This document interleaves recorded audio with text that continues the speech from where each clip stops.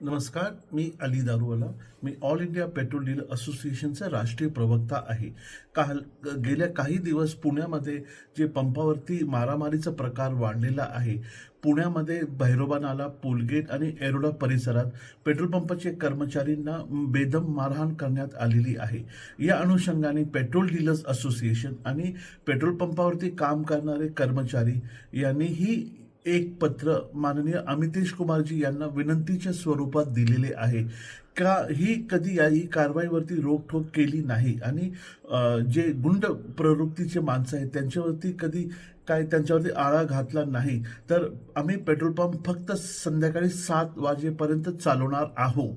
पण petrol pump ही अत्यावश्यक वस्तू असल्यामुळे पेट्रोल पंप बंद करता येत नाही. पण आम्ही अवश्य 7 वाजता नंतर पेट्रोल पंपावर एकही बूंद पेट्रोल विकणार नाही आणि संध्याकाळी 7 वाजता सगळे पेट्रोल पंप बंद करू. पण अमितेश कुमारजी हे खूप सक्षम अधिकारी आहे. आम्हाला अशी आशा आहे की अमितेश कुमारजी याच्यात काहीतरी तोडगा काढतील आणि पेट्रोल पंपावरचे कर्मचारी आणि आमचे मालकांना काहीतरी संरक्षण देण्यात त्यांना यश भेटल याची आम्हाला खात्री आहे.